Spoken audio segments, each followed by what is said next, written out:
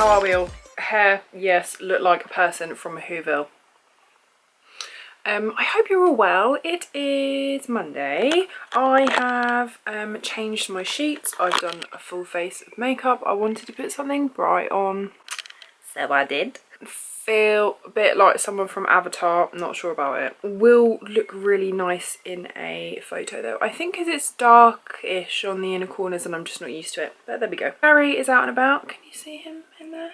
He's had a little bit of banana this morning. He's got his greens in there. He's had his calcium and a few bugs and his vitamin powder today. I have a green smoothie on the go and my third coffee of the day. My first one was caffeinated.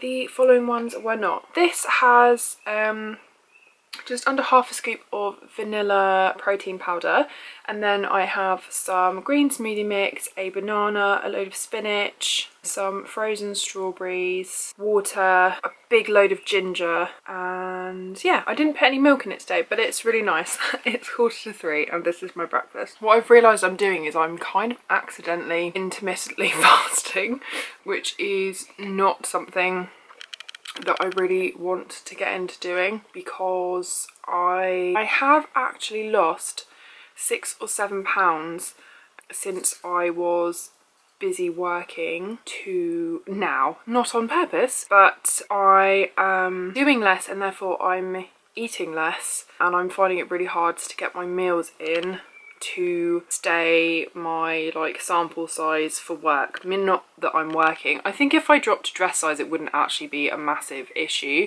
and would be really easier for me to maintain, to be honest, but I just kind of have to watch myself. See it first in my face a little bit, and I've noticed that my bra has a little bit of a gap in it. So yeah, I weighed myself and I have lost 6 or 7 pounds. So not brilliant. I mean, it doesn't bother me at all. I feel fine, but just for work, I suspect when I go back to work, whenever that happens, that they will say I've lost some inches. Excuse me.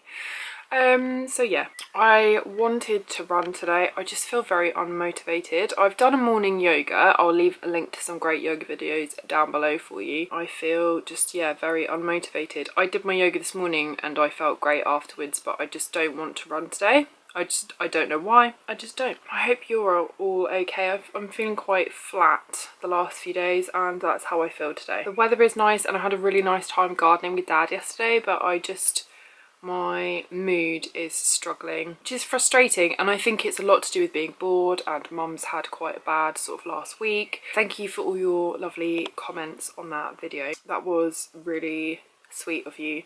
Yeah, I don't know. I'm just feeling very flat at the moment, and I think a lot of it is anxiety. Some of it is just kind of maybe a little bit of depression creeping back in, but I'm very mindful because I was so bad a couple of years ago that I was in and out of hospital. These things you have to keep an eye on, and I'm not on any medication currently, which is how I wanted it, because I'd got to a point where I could manage my mental health appropriately so that I wasn't going to be like a danger to myself or anything, which I'm not. I don't feel that way, but I'm just noticing that I don't feel brilliant, and that's when I know I need to kind of ramp up my, okay, we're going to keep ourselves busy and do positive things, and maybe do some more yoga and get outside a little bit more, because I think especially when you don't have much control over what is making you feel that way, or you're just having like a general little dip anyway, it's really helpful to notice those behaviours and really try and counteract them before they get to a point where they're sort of not helpful and you find it hard to get yourself out of it. So that's what I'm noticing. I'm just being really honest with you guys. I have felt great for a while. I sometimes have like a couple of weeks where I don't feel brilliant, but I am feeling particularly not great at the moment, and that I think is mostly, a lot of it is what's going on. Some of it is just that I was kind of due a dip, as we say, but I'm also really struggling with my sleep, and that is something that my mind just kind of overworks, and I'm awake for hours staring at the ceiling. And I've done sleep meditation, I take melatonin, sometimes I will take a sleeping tablet, but I really don't like to do that at all, so I try not to. I'm not looking at like blue light and stuff. I'll have like a sleep meditation or something on. I put warm lights on in my bedroom. I've got like a salt lamp that I have on in the evening so it's not too bright, even though my bedroom light is actually really shit anyway. Yeah, so I do things that hopefully, you know, kind of help sleep. I've got pillow spray, the deep sleep one is really nice. But yeah, just on a little bit of a struggle bus at the moment and haven't been very productive today. I've done quite a bit of editing for the vlog that's going up tonight, which is yesterday's vlog. This is breakfast. I'm gonna finish this. Here's a closer look at my makeup. Breakout, so there you go. Now you can see that I'm a person and I have skin texture like everyone else. I couldn't bear it. I quit. I removed the inner corner bit and then I just popped concealer. It looks so much better. I just feel like my eyes are opened. Sometimes you gotta adjust as you go along. Hello. Right, I'm gonna show you how I do my really simple, easy at-home gel nails. Now what you're going to need is you're going to need your lamp, you're going to need your gel cleanser, the gels that you want to use, all the ones that you want for a French, because that is what we're doing today. I have my little kind of like prep kit, which is from Sensational. So I've got my gel base and top coat, I've got the gel primer, and I've got the gel cleanser so I can cleanse off my nails. And then I've got 2 gels from Miley. So I have So Nude, which is like a clear pink, and then I also have the white one, which is called Break the Ice. So other than the colours that you're going to need for your gel, you're also going to need a nail tool that is for dotting. So if you have a look, these just have like a small dot on the end. You can get like a pack of like 5 or 6 of these that are all double-ended that come in various different sizes. I have a decent amount of white on my nail, so I find that roughly this kind of size is fine. If you have shorter nails than mine, then I suggest just using a dotting tool that has a smaller ball on the end. So I have just cleansed my nails using some lint free and the gel cleanser. Then I'm going to apply my primer gel and let this air dry. I have scuffed up my nails just a teeny bit. Now when I say scuff them up, do not take a really hard, horrible nail file. What you just want to do is, I take like a buffing block or something and just ever so slightly kind of buff over the centre of my nail, and what I find is that it just helps the gel to stick, so you're going to get less of a chance of it lifting. But obviously you want to be using something that will scuff the nail a little bit, but not something really harsh, because you don't really want to be damaging your nails underneath. So once this has all air dried, you're going to apply your base coat. So I am using just a sort of clear one, and with the lamp that I have, it's the red carpet ones, and it's not big enough to put my full hand in, so I actually have to end up doing my thumb separately, which is fine. And the trick with gel nails is to do really thin layers. You don't want to get loads of kind of product build up coming up out of your nail and looking really chunky, because it just doesn't look very nice. Also, everything's just going to kind of work better and look a lot nicer if you manage to get nice thin layers. Just be really careful to be quite neat with this, and you want to go kind of as close to the cuticle as possible. I'd probably try and leave like a millimetre gap. Just make sure you clean up around any of the edges as well. So you're then going to cure your first layer of polish, just the clear one. Then we're going to do the pink colour, and then I will come back to you when we're at the point where I can show you my little nail hat. Okay, so we're ready to go. I've taken a little bit of my polish. In fact, I might just put a little bit more on here. And I've just plonked some onto this piece of cardboard. I normally do my nails on here, or any kind of art, so you can use like a paper towel or a little tray or a makeup palette if you have one. One of the metal ones would be fine. Take your dotting tool, pick up some of that colour. I like to start in the middle, and we're going to create that white line across the nail using the dotting tool. So start in the middle, bring this across to that side,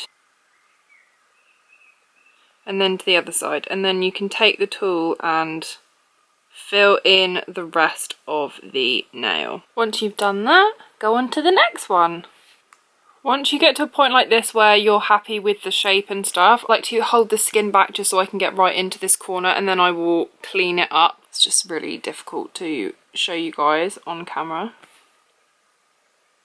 The other thing not to worry about is that you may think that this is going to kind of create divots and like marks and stuff in your gel kind of spreads out and flattens itself after sort of a few seconds. So if you've got marks and stuff, don't be worried to either add like a teeny bit more and then just like leave it for 10 seconds so that it can kind of even itself out before you put it under the lamp. So right now I'm going to continue to do this, cure the white, and then I will put a layer of clear and cure that. Once I've finished, I will come back and show you. Another tip that you guys really want to make sure you do, especially now that we're going on to the final top coat, is not only just make sure that you are continuing to work in thin layers, but I'm just going to show you, you really need to make sure that you are capping the free edge of the nail. And what I mean about that is you're taking the clear or whatever colour you're doing over the top,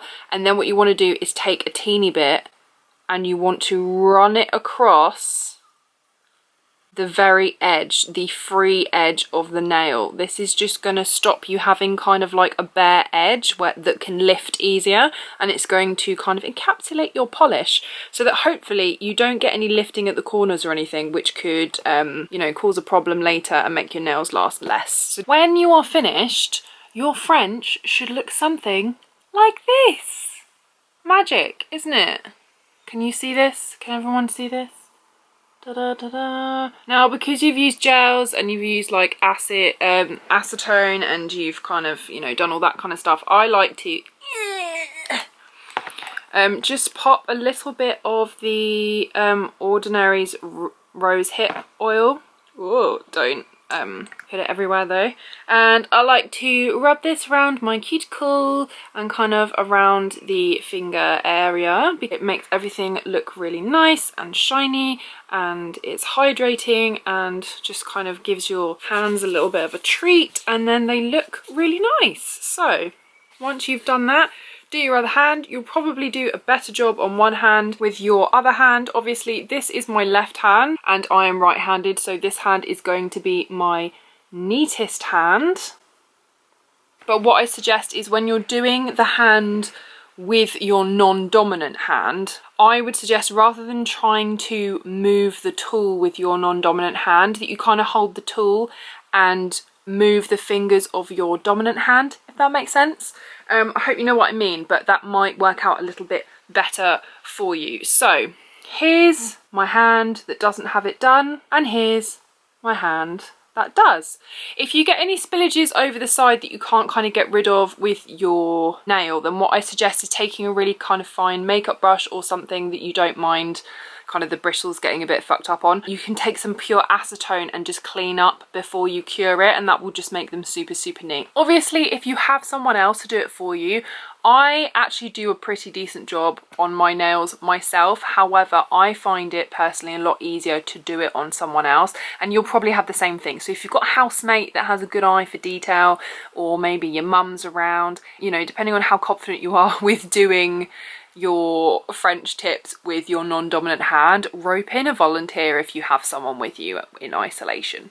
So I hope that you've enjoyed Hannah's gel French at home nail hack. Also, I forgot to show you, I changed my bedding because I felt like maybe some brightness was needed, and also I thought that maybe it would make nice pictures, because I've been watching a lot of videos on how to take like more lifestyle-y style photos for my Instagram and stuff, and I thought it might be nice. So all I've had today is that smoothie and a cup of soup, which is not really very good. So I'm gonna go sit in the garden now probably, and I need to make some food. This one's hiding again, which is great. Yeah, he hasn't eaten his salad, he's put it everywhere. He was out this morning and he was really quite happy, but what can you do?